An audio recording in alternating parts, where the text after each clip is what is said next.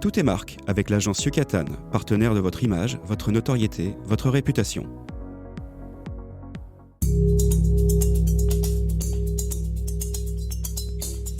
Tout est marque, une émission proposée et animée par François-Xavier Goudemont. Éclairer la vision et inspirer les actions. Bonjour à tous, bonjour à toutes. Nouvel épisode de Tout est marque dans lequel, je dois dire, vous allez probablement découvrir une marque qui va intéresser tout le monde et qui lutte contre l'un des mots, MAUX, du siècle. Pourquoi, me direz-vous ? Parce qu'il s'agit d'une marque de produits pour soulager le dos, en l'occurrence des chaises ergonomiques, matelas, soutien-gorge, t-shirts, oreillers, bref, il s'agit de Perco, fondé en 2014 et j'ai le plaisir d'accueillir son cofondateur, Quentin Perrodeau. Bonjour Quentin. Bonjour. Merci d'être venu au micro de Tout est marque. Merci pour l'invitation. Quentin, est-ce que tu peux d'ores et déjà peut-être nous dire quelques mots sur toi ? Oui, avec plaisir. Donc, je suis Quentin Perrodeau. J'ai cofondé Perco avec Alexis Huco. On va parler de la marque juste après. Moi, j'ai un double cursus, ingénieur et école de commerce. On s'est rencontrés en école de commerce avec mon associé. Dans une très bonne école de commerce, il paraît. Oui. Je dis ça, je pense qu'on a fait la même. Entrons dans le vif du sujet. Alors, Perco, mais j'ai envie de dire pour le nom de marque, mais Porqué. Porqué. Non, on s'est pas trop creusé la tête sur le sujet, même si ça a été long avant d'avoir le nom. En fait, c'est l'assemblage de nos deux noms. Donc moi, c'est Perrodeau Quentin. Mon associé, c'est Alexis Huco. D'accord. Donc ça a fait le père et le co, et donc on l'a assemblé, ça a fait Perco. D'accord. Patronymique, mais un patronymique mot valise. C'est original. Ouais, on voulait quelque chose de court, que les gens puissent retenir, on trouvait que ça sonnait bien. Et puis on voulait pas, au début on était donc sur le t-shirt, on va en parler après, mais on voulait pas quelque chose qui soit trop autour du dos ou un nom de marque. On avait envie d'un nom de marque qui soit facile à retenir, mais qui évoque pas forcément le produit finalement. Ni D'accord. le produit, ni le dos. Ouais, c'est toujours intéressant effectivement de pas forcément avoir le nom de marque uniquement évocateur. Comment tu es arrivé avec ton collègue de l'époque, semble-t-il, qui faisait les mêmes études, Ouais. à monter cette entreprise déjà en 2014 ? Déjà en 2014, en fait, on était dans la même école. On a commencé au début, donc c'était l'ESSEC à Paris. Et, très très belle école. Et oui, on avait chacun des idées d'entreprise. Vous avez été incubé On était incubés, ouais. En fait, c'est un cursus qui est à mi-temps pour monter une entreprise et à mi-temps de cours. Dans la petite pépinière, là vous étiez à la Défense dans la pépinière ? Alors, on était beaucoup à la Défense et Ouais. puis beaucoup à Cergy aussi. Ouais, ok. Ouais. Je vois très bien. Et donc, on avait chacun des idées, forcément, quand on va dans ce genre de master, c'est pour développer une entreprise. Et donc, on s'était un peu creusé la tête. Au début, on était au stade de l'idée. Et puis, l'idée de Perco, c'est le papa d'Alexis qui est dentiste. Comme beaucoup de dentistes, il souffre beaucoup du dos. Et en fait, Alexis avait remarqué que son papa se plaignait énormément de ses maux de dos, mais faisait rien pour lutter face à ça. Et il se disait, mais c'est quand même dingue qu'on soit sur une pathologie aussi importante et que chacun le prenne comme ça, comme un fait établi, et comme si on pouvait rien faire, alors que quand on écoute les médecins, les ostéos, il y a plein de petites choses à faire pour avoir moins mal au dos. Et donc, l'idée, elle est partie de là. Et puis, au fur et à mesure, donc, on s'est évidemment entouré d'experts parce qu'on est tous les deux ingénieurs et puis on a fait une école de commerce, donc on n'avait pas cette expertise santé. Donc, la première démarche qu'on a eue, c'est de s'entourer d'experts de santé pour réussir finalement à développer notre premier produit.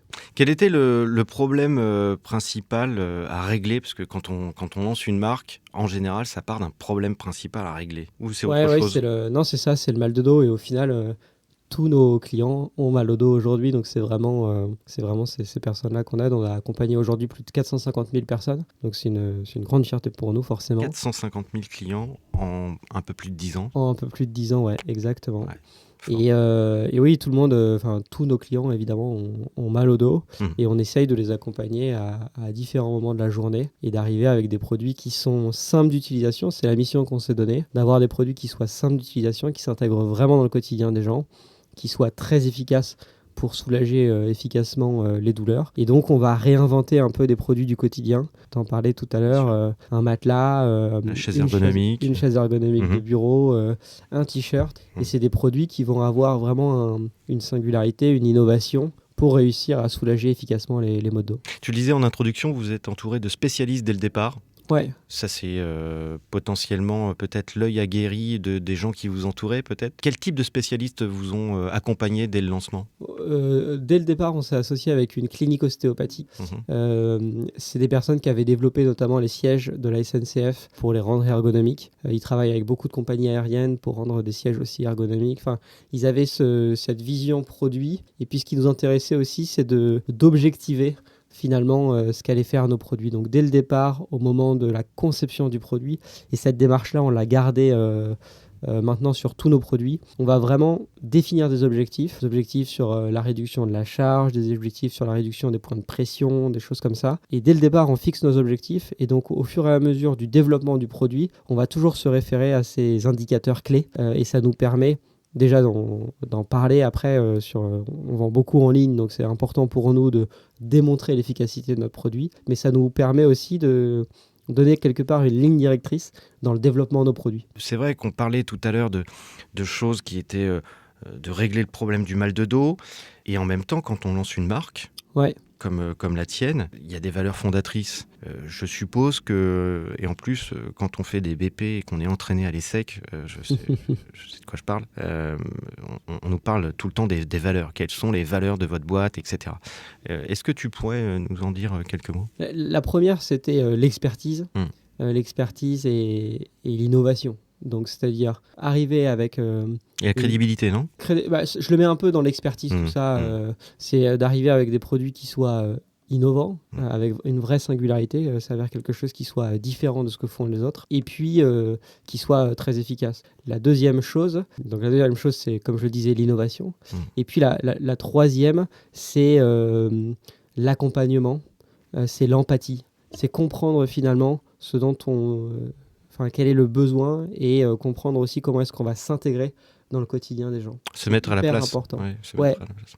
Tout à fait. À chaque fois qu'on a essayé de développer des produits où on n'a pas été assez dans l'empathie, où on n'a pas assez observé finalement le quotidien de nos clients, à chaque fois on s'est trompé. À chaque fois ça n'a pas été des succès.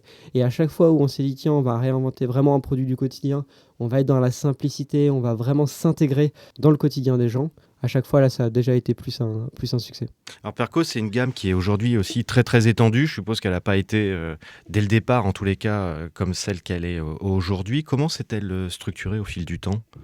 Eh bien, au début, on est parti sur la gamme textile. Donc au début, on a créé ce t-shirt, on l'a créé pendant un an. On s'est fait connaître par ça. D'ailleurs, on a fait une campagne de financement participatif, donc à l'époque sur Kickstarter. On avait un objectif de 30 000 € de vente. On les a atteints en 7 heures, donc c'est vrai que le succès a été tout de suite au rendez-vous, ce qui nous a permis tout de suite de structurer l'entreprise. Au final, on a fait près de 400 000 € de vente dès le premier mois de l'activité, avec plus de 5000 produits qui ont été vendus. Donc c'est clairement ce qui a structuré l'entreprise. Après, on a décliné finalement notre solution textile, qui est un produit du quotidien, et on l'a décliné en un produit de sport, en un produit pour le bricolage. On l'a aussi décliné pour les entreprises. Aujourd'hui, il y a pas mal d'entreprises qui sont clientes de nos solutions. Et puis, au bout d'un moment, on s'est dit, comment est-ce qu'on peut aller plus loin ? Et c'est là où on a commencé à ouvrir la gamme sur des produits qui peuvent être un peu différents, que ce soit le matelas, le sommier, les oreillers. On a un exosquelette textile aussi pour les entreprises, donc qui permet de réduire la charge quand on porte de la charge de 46% au niveau des lombaires. Donc c'est majeur pour le port de charge. Puis la chaise de bureau ergonomique, donc ça s'est fait finalement dans le temps. Et puis là, on est en train de développer de nouveaux produits. Donc on est toujours dans cette innovation, on continue. Et maintenant, c'est vraiment reprendre des produits un peu du quotidien, apporter vraiment quelque chose d'ergonomique qui va changer la vie des gens et qui va leur permettre d'avoir moins mal au dos in fine. Oui, d'ailleurs, j'invite toutes celles et ceux à aller sur perco.com, parce que c'est vrai que, regardant le site, moi le premier, j'étais assez, en tous les cas, étonné de voir la largeur et profondeur de gamme. Vous avez un choix qui est quand même... Oui, on commence. Ce qui est intéressant, c'est que depuis qu'on a... ouvert vraiment la gamme sur des produits qui sont vraiment différents, on a retrouvé vraiment de la croissance. Ça nous a vraiment dopé sur notre gamme historique, au final, qui est celle qui porte quasiment le plus la croissance. Mais c'est au final ces nouveaux produits qui vraiment apportent aussi de l'énergie à la marque. Et qui cible peut-être plus le B2B aussi, c'est ça? Le B2B, on a des produits qui sont spécifiques pour le B2B, mais les deux, je dirais que à la fois le B2C et le B2B fonctionnent bien en ce moment. On a de la chance, je touche du bois. Et c'est vrai que les deux travaillent en synergie, c'est-à-dire que le B2C fait connaître la solution et le B2B apporte beaucoup de crédibilité. On équipe aujourd'hui la moitié des contrôleurs du métro parisien. D'accord. Donc c'est plus de 1000 personnes qu'on équipe. Évidemment, ça a été des tests sur plus de 2 ans. Il y a eu vraiment des processus qui ont été très longs pour valider le produit en termes d'usage, en termes d'efficacité. Enfin, c'est vraiment des entreprises qui vont objectiver aussi les solutions. Et donc ça apporte énormément de crédibilité à la marque aussi en B2C. On équipe des dizaines de milliers de personnes à la SNCF, on équipe beaucoup de gens chez Bouygues Construction, chez FM Logistique, la ville de Nice, on équipe toutes les personnes en puériculture. Donc c'est vraiment des secteurs d'activité assez diversifiés et à chaque fois ça apporte un tampon quelque part sur la crédibilité de nos solutions. Et le t-shirt qui était au départ, tu en as parlé tout à l'heure, le produit en tant que tel, c'est toujours votre best-seller aujourd'hui? C'est toujours le best-seller, mais les nouveaux produits, c'est plus de 40% du business aujourd'hui. Donc on a vraiment réussi à diversifier. Et c'est vrai que le podcast s'appelle Tout est marque et c'est vraiment ça. C'est-à-dire qu'on a créé une marque autour du dos, à nouveau avec cette mission qui est de créer des produits qui sont simples d'utilisation et qui vont permettre de soulager efficacement les maux de dos. Et cette marque, cette plateforme quelque part, nous permet maintenant d'intégrer de nouvelles solutions. Et au final, c'était un peu le pari quand on a lancé notamment les matelas. Est-ce que nos clients vont nous suivre? Et à 80%, les premiers clients du matelas, évidemment, c'était nos clients historiques qui ont tout de suite compris notre démarche de réinventer ce produit du quotidien. Le matelas, c'est un produit qu'on a développé donc, avec des professionnels de santé. On l'a fait valider par un laboratoire qui est ORSI, donc qui est organisme reconnu compétent et indépendant par la Haute Autorité de Santé. Et donc, on a regardé 2 choses sur ce matelas. La première, c'est la parfaite répartition du poids du corps. Donc ça, c'est l'idée de ne plus avoir de point de surtension au niveau du matelas. Le point de surtension, c'est ce qui va réveiller aussi la douleur. Et puis la deuxième chose, c'est la non-déformation de la colonne vertébrale. Et donc ça, c'est hyper important quand on a mal au dos. Donc on va assez loin dans le développement de nos produits. On met pas mal de temps pour les développer. On prend le temps vraiment. Et puis on fait beaucoup de tests pour réussir à avoir un produit qui soit finalement différent de ce que proposent nos concurrents. Mais sur le matelas, question candide, mais le marché n'était-il pas déjà suffisamment porteur et peut-être avec un niveau de concurrence gigantesque pour une marque qui allait être entrante comme Perco? Pourquoi vous êtes allé là-dessus? C'est vrai qu'on a un peu changé la stratégie en termes de marque, dans le sens où on a créé vraiment un produit, avait quelque part créé un besoin sur notre premier produit. Puis là, maintenant, on s'attaque à des marchés qui sont établis, où on vient réinventer des produits du quotidien. Donc c'est vrai que le marché de la literie, c'est 1 milliard, un peu plus par an, sachant que c'est un marché qui est relativement stable, qui croît de 2-3% par an. Mais sur la partie que nous, on adresse, c'est-à-dire le bed-in-box, l'envoi du matelas par Internet, ça, c'est un segment de marché qui n'existait pas il y a 15 ans et qui fait maintenant 20% du marché. Donc c'est là où il y a le plus de dynamisme, c'est sur cette partie-là. Avec Faites jamais de collab? Pas mal d'acteurs. Faites des collabs ou pas? On y a réfléchi, c'est un peu tôt pour le faire. Beaucoup réfléchi avec un gros acteur de la distribution. Mais on était un peu petit, ce qui fait que c'était difficile de faire un partenariat qui soit vraiment win-win. Mais c'est quelque chose qu'on peut, auquel on pense. Moi, je voulais revenir quand même, parce qu'on en parlait matelas, d'accord, on est toujours dans cette logique justement de trouver des solutions anti-mal de dos, mais ce qui m'intéresse surtout, c'est les textiles posturaux Perco, parce que on parlait du t-shirt notamment, et moi, j'aimerais tout de suite poser cette question, c'est en combien de temps peut-on ressentir les premiers bénéfices? Quand j'achète un t-shirt Perco, j'ai mal au dos, je vais peut-être avoir moins mal au dos, mais à quel moment? Alors déjà, nos t-shirts, donc c'est des dispositifs médicaux qui sont reconnus pour soulager le dos et pour renforcer le dos. C'est les 2 actions que vont avoir le t-shirt. Et aujourd'hui, c'est le dispositif médical le plus recommandé par les médecins pour soulager le dos. Donc c'est à la fois éducatif et correctif? C'est à la fois éducatif et correctif. La première chose que va faire le produit, c'est que ça va vous réinviter à vous redresser. En gros, à chaque fois que vous allez commencer à vous avachir, vous allez avoir une double action, une action ici au niveau du haut du dos et une action au niveau du bas du dos. Et en fait, ces deux actions vont faire que par réflexe, vous allez vous redresser. Dès que je commence à m'avachir, si on m'appuie sur le bas du dos, en fait, vous allez voir que par réflexe, vous faites cette action de vous redresser.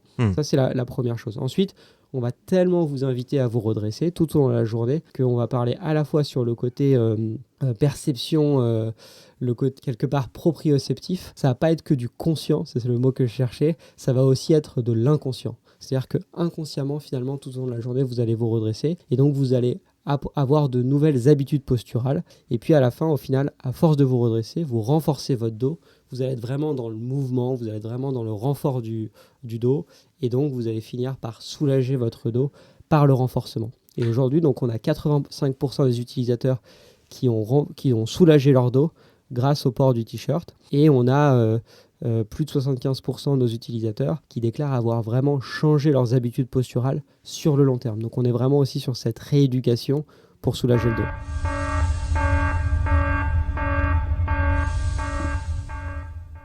Et maintenant, c'est la question Je rebondis, et je suis obligé de rebondir. Dans un marché du bien-être parfois accusé d'ailleurs de surpromettre, où on place d'après toi la frontière entre prévention santé et argument marketing ? Nous, on est sur vraiment un dispositif médical, donc c'est quand même très encadré. Ça demande d'avoir beaucoup d'études et donc d'avoir des claims qui sont très encadrés. Nous, on a réussi à prouver que notre produit, il est efficace pour soulager le dos et pour renforcer le dos. C'est les deux claims qu'on utilise, c'est les deux claims qu'on joue aussi en télé notamment. Donc c'est beaucoup encadré par un organisme qui s'appelle l'ARPP. Donc c'est vraiment deux choses qui sont très encadrées. On va jamais au-delà de ça, mais on est très à l'aise pour l'utiliser parce que c'est des études sur plus de 3000 personnes. C'est 10 ans d'expérience. C'est beaucoup de témoignages tous les jours sur Trustpilot avec des personnes qui racontent le fait qu'ils ont beaucoup moins mal au dos et que leur vie a changé grâce à nos produits. Et c'est important de le signaler, hein, ma question n'est pas anodine parce qu'effectivement, il y a une logique de sérieux derrière tout ça. Il faut l'expliquer. Ouais, complètement. Bien sûr. Complètement. Et d'ailleurs, on n'est pas le produit le plus recommandé par les médecins pour soulager le dos pour rien. Ouais. C'est-à-dire qu'il faut que ce soit un produit crédible et les médecins ne recommandent pas n'importe quel produit non plus. Tout à l'heure, on parlait d'entreprises. Je sais que vous avez plus de 2500 entreprises clientes aujourd'hui, en tous les cas revendiquées. Ouais. Tes clients finaux, c'est monsieur et madame tout le monde, mais comment viennent-ils à Perco ? Alors ok, vous avez fait une campagne télé, tout le monde en a parlé. Moi le premier, on en a parlé. Quand j'ai dit, j'ai Perco qui arrive dans l'émission Tout est marque. Ah bah oui, j'ai vu la campagne à la télé. Ouais. Comment viennent-ils à vous ? Comment viennent-ils à nous ? Déjà, on a plus d'un tiers de nos clients, sachant qu'on fait plus de 30% de croissance. Donc c'est majeur parce qu'on a aussi beaucoup de nouveaux clients qui viennent. On a plus d'un tiers de nos clients. C'est soit des anciens clients qui reviennent, soit du bouche à oreille avec de la prescription médicale. Donc l'année dernière, c'est un tiers sur le total.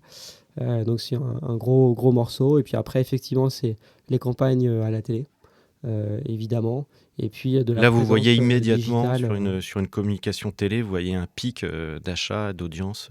Ouais, c'est assez immédiat, tout à fait. Et après, de la campagne ads, je suppose, un petit peu comme toutes les marques, c'est ça, toutes les marques digitales. aujourd'hui qui le font. Et après, sur la partie B2B, c'est assez différent.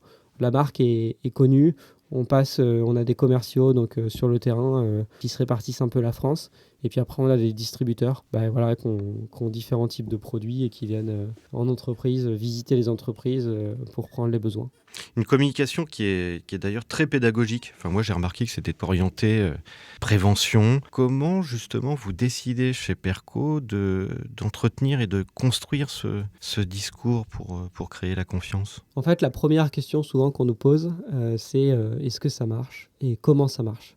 Et en fait, on s'est aperçu, on a fait beaucoup de focus group autour de nos produits, autour de notre marque. Focus group, on va juste le détailler pour le non-averti, c'est on met des gens globalement dans une pièce et on les interroge. Ouais, c'est ça. Hein. Et on fait ce qu'on appelle de l'injection, donc on injecte du contenu, soit du contenu de marque, soit des produits, etc.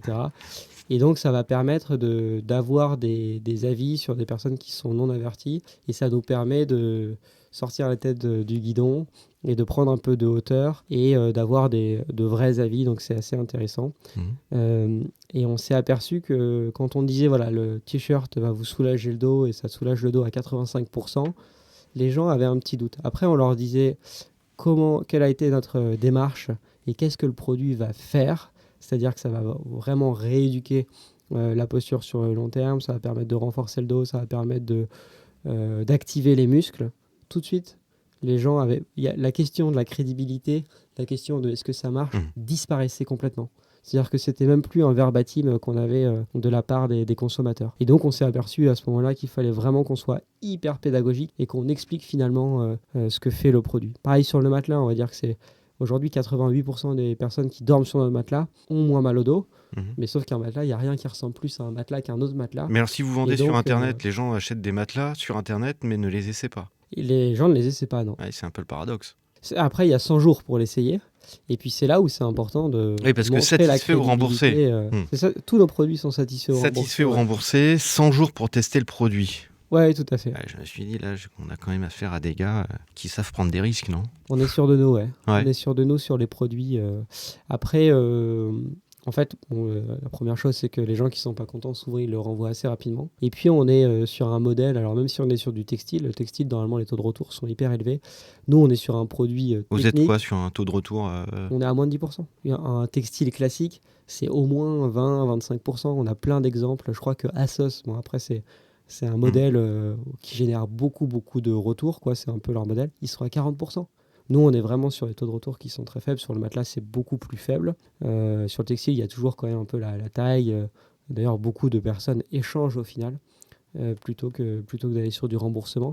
Mais c'est vrai qu'on va chercher un bienfait, on va chercher un confort, on va chercher quelque chose. On va pas chercher du style sur notre produit, alors que c'est vrai que sur un produit textile classique, c'est du style, c'est comment ça tombe. Et ça, c'est vrai que c'est un peu plus aléatoire, quoi. Chez les retailers, je pensais notamment à des gens comme Decathlon qui ont une force de frappe énorme. Colossal, ouais. Vous êtes en rayon, vous allez être en rayon, comment ça se passe ? Alors non, Decathlon, c'est plus des produits de sport. Nous, on est vraiment sur des produits du quotidien. Donc, c'est deux choses qui sont assez différentes. C'est deux univers qui sont très différents. Et d'ailleurs... Ils sont de plus en plus home style aussi. Hein. C'est-à-dire qu'ils proposent de plus en plus aussi des choses pour le confort à la maison. C'est le sport, mais pas que. C'est le sport, mais pas que. J'étais moins au courant de la stratégie Decathlon, mais c'est vrai que on s'aperçoit quand même que les marques de sport, ça reste très sport. Et nous, on est très... quand même assez médical dans l'approche, qu'on a du mal à aller vers le sport. On a un t-shirt de sport, mais c'est vrai que c'est pas le produit qu'on arrive le plus à vendre. Enfin, c'est deux choses qui sont quand même très, très différentes. C'est deux univers, on parlait de marques, c'est deux types de marques, deux typologies de marques très très différentes. Donc on est vraiment sur la maison. Enfin non, sur le quotidien, sur le bien-être, et moins sur le sport ou d'ailleurs sur la maison. Alors qui dit mot de dos, ouais. Dit chaussures, pieds. À quand les chaussures Perco ? Eh ben, on y réfléchit. On y réfléchit très, très fortement. Ça fait très longtemps d'ailleurs qu'on y réfléchit. Il y a beaucoup de produits comme ça qu'on développe. La chaise, c'est pareil. C'est des développements. Après, quand on a décidé d'y aller, ça va relativement vite. On arrive à développer des produits en un peu moins d'1 an des fois.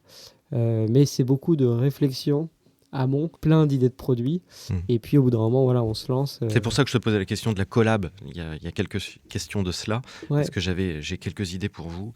On en parlera peut-être après l'émission. Je me suis volontiers, dit, ouais. il y a des choses à faire avec de belles marques de chaussures, déjà bien installées, mais qui, avec la touch Perco, pourraient avoir énormément de sens.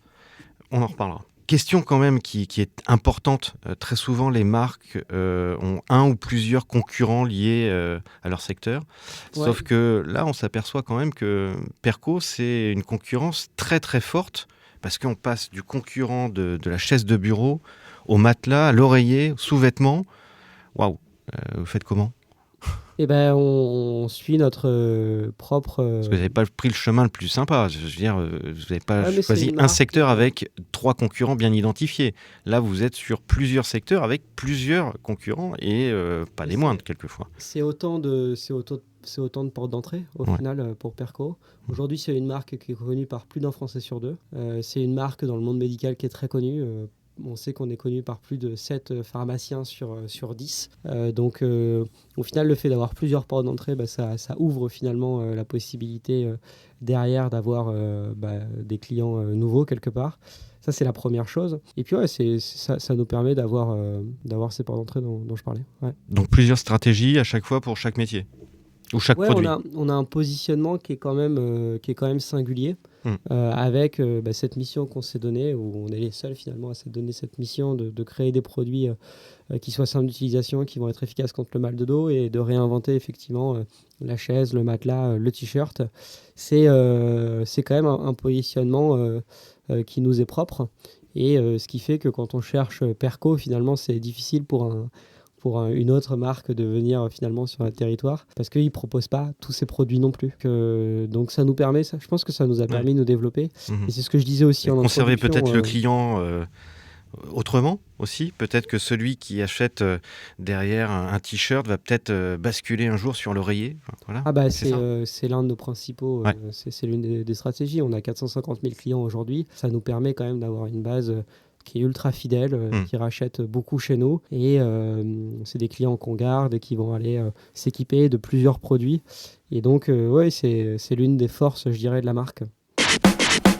On arrive presque à la fin de l'émission, mais bien entendu, j'ai toujours une dernière question. Moi, j'aimerais bien savoir, en tant que cofondateur de Perco, très belle réussite, on en a parlé tout à l'heure quand même, faut le dire, plus de 12 millions d'euros, c'est ça ? L'année dernière, ouais. Voilà. Cette année, peut-être 15 ? C'est ce qu'on vise, on est sur un trend à 25% de croissance. Je vais te poser une question simple, mais quelle est, si ça peut l'être, ta plus grande fierté entrepreneuriale jusqu'ici ? Ma plus grande fierté entrepreneuriale, ça a été, je pense, la sortie du matelas. Parce que c'est le moment où on a vraiment diversifié la marque. Au début, on était quand même sur un produit textile. Pendant 7 ans, on a fait quand même à peu près le même type de produit, la même typologie de produit. Et à un moment donné, on s'est dit, il faut quand même qu'on arrive à diversifier. Et quand j'en parlais autour de moi, les gens étaient un peu surpris en disant, waouh, vous êtes quand même en train de prendre un sacré risque. Vous avez même sur votre site internet, qui est quand même l'un des gros vecteurs de vente, aujourd'hui, tout est tourné autour d'un produit. Là, vous allez passer sur un truc multi-produit, sur effectivement un marché qui est hyper concurrentiel, avec des acteurs qui sont établis, des acteurs qui dominent aujourd'hui le marché sont partis il y a très longtemps. Comment est-ce que vous allez faire pour vous imposer ? Au final, aujourd'hui, c'est plus d'un tiers du business. C'est un segment de marché chez nous qui est vraiment en croissance. Donc, ça a bien marché. On a fait un super produit. On l'a bien développé. Au final, c'était assez proche de notre savoir-faire en termes textiles, parce qu'il y a plein de trucs qui se recoupaient, presque envie de dire d'un point de vue industriel, et puis aussi sur cette démarche d'innovation dont je parlais tout à l'heure. Donc et puis ça nous a permis d'embarquer les équipes aussi, d'avoir vraiment un vent de fraîcheur sur la marque, parce qu'on a vraiment fait quelque chose qui était complètement différent. On a tout refait, le site internet, ça a été vraiment beaucoup de travail, mais ça a été hyper excitant. On a retrouvé un peu cette excitation du début du lancement. Quelque part, ce vent de nouveauté, c'est vraiment quelque chose qu'on essaye de garder. Depuis, on a fait, j'en parlais, la chaise, on a fait l'exosquelette textile, là on est sur plein de nouveaux produits. En fait, ça a ouvert les chakras, ça a ouvert plein de trucs. Ça a été la même mission de la marque. On a toujours dit qu'on voulait faire des produits qui étaient des simples d'utilisation et qui étaient efficaces contre le mal de dos. Mais c'est le moment où on a vraiment été dans notre mission et où on s'est vraiment lancé quelque part. On s'est fait confiance et ça a fonctionné. Donc c'est vrai que c'est ça la plus grosse fierté. L'international pour la marque, j'ai une question bonus. C'est pour demain ? L'international, en fait, on a une stratégie un peu d'internationalisation. On a réussi à faire 1 million d'euros de chiffre d'affaires en Angleterre en 2 ans. Donc ça a été plutôt un succès de ce point de vue-là. Après, c'était coûteux. C'est-à-dire que c'était pas rentable dès le départ d'attaquer un nouveau marché. Et en fait, on s'est dit, il faut qu'on arrive à être plus fort sur notre marché domestique. Il faut qu'on arrive à dépasser les 10 millions d'euros de chiffre d'affaires. Donc l'international, ça peut être pour bientôt.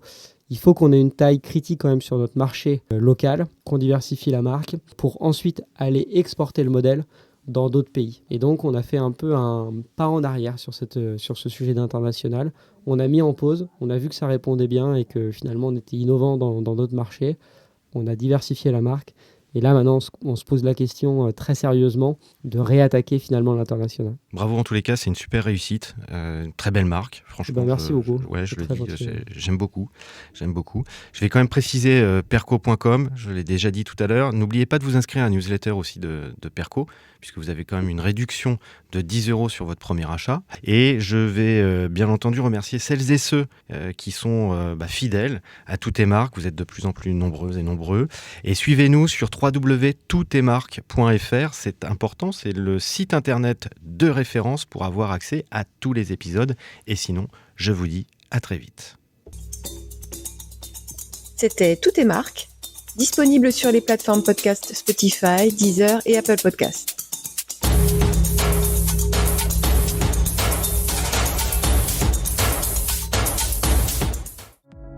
C'était Tout est marque avec l'agence Yucatan, partenaire de votre image, votre notoriété, votre réputation.